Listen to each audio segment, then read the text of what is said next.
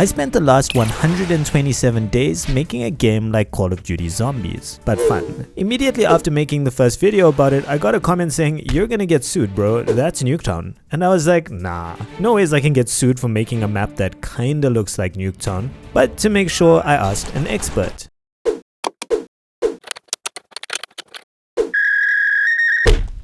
Turns out you can totally get sued for making a map that looks like Nuketown. To not get sued, I spent a bunch of time making it look nothing like Nuketown, but realized I now had the freedom to make an open world MMO RPG hardcore zombie survival game. I tried to expand the map out and discovered just how calming level design can be. Why can't I snap this to this? Where is this freaking object? Oh, how am I supposed to move this to where I want it? Having just learned that you need to be a qualified architect to design spaces that fit nicely with each other, I gained a newfound respect for level designers and capped off my open world here, here, and here, and got to work on the gameplay mechanics instead. I wanted there to be kick-ass weapons in the game. I added a bunch of different weapon types, a flamethrower, a thing that launches swords, revolvers with exploding bullets, you get the point. After adding all of those, I thought it would be a good idea to make a Steam page and start getting those wishlist numbers way up. Should be easy. I made the Steam page and started posting more videos to Twitter, Instagram, TikTok, GameJolt, Reddit, GameDevTV, and anywhere else that wouldn't ban me for posting. And after 30 days, I had amassed 10 wishlists, and 9 of those were probably your mom. Maybe the reason the game wasn't getting as much traction as I would have liked was because there was a lack of an interesting gameplay mechanic. I studied a bunch of other games and realized that most of them have companions, so this must be what people want in a game. I went down a rabbit hole and added this wolf companion to the game. He starts out as a cub and grows up over time. He can follow you around and fight zombies. I made a bunch of content to show the world this groundbreaking mechanic, and after another 10 days, after realizing just how hard marketing was, all of the other good ideas I had for projects that weren't this game started to look real good. Not to mention, this was around the time Unity decided to shit the bed, so my mentals weren't in a great space. I decided not to force myself to work on They Come in Waves and spent some time making other, much smaller games. I started listening to the Game Makers podcast, reading a book on game design, and started going on daily runs. I found the podcast and book very inspiring, and after a few weeks of this, I started to feel a lot more positive about things and was actually looking forward to getting back into finishing They Come in Waves. The last thing I tried to do before getting back to work on They Come in Waves was learn how to make a multiplayer game. I put about a week into making some small multiplayer prototypes before deciding wholeheartedly They Come in Waves will be a single player game. Deciding against multiplayer was an important step in the development of my game. It took a lot of pressure off me and it let me plan out a way to actually finish the game. A while back, when I added my wolf character, I made it so that you would need to go on a quest for an NPC in the game and they would reward you with the wolf. Playing through quests is a lot of fun and is probably why pretty much every game ever made has some form of quest completion in it.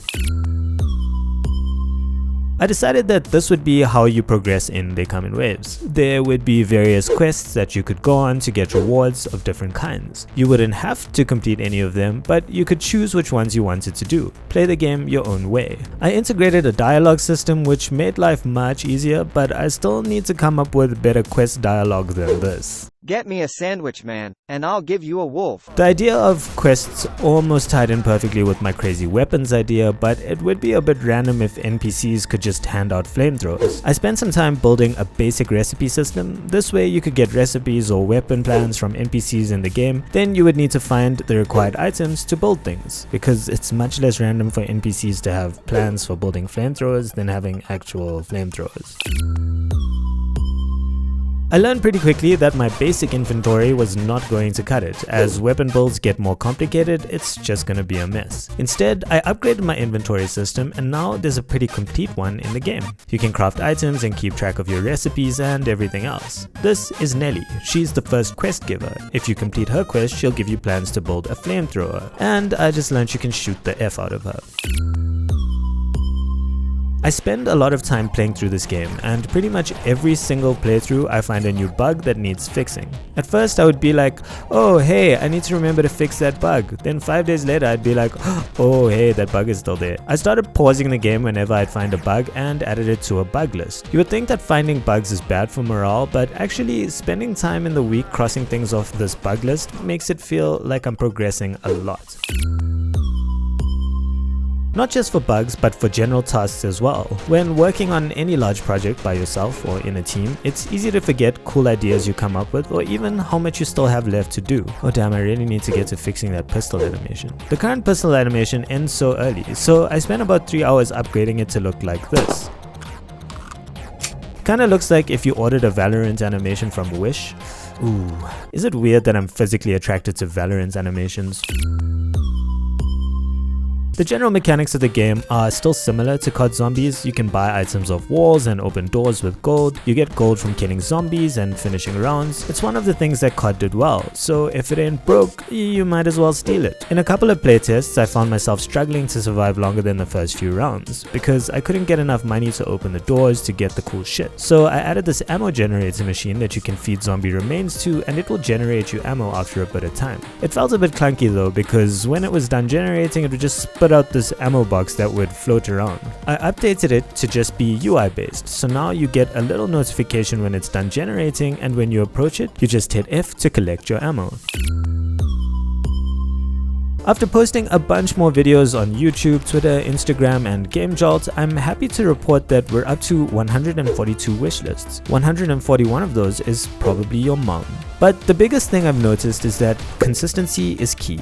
Motivation is fickle. Discipline is the only way to make solid progress, and if you spam post your content all over the internet, eventually a few people might start noticing it. I feel like things are coming along nicely now. I have a good feel for where I want the game to go. I have a great community of people who share ideas in my comments and Discord server, so things are looking up. If you haven't yet, these wishlists, they come in waves on Steam. I would love to hit 200 wishlists before the end of the year. You can find affiliate links to all of the assets I use to make my games in the description below. Many of them are on sale for Black Friday, and those of you who do make use of those affiliate links help me out loads. Thank you so much for watching, and I'll catch you on the next one.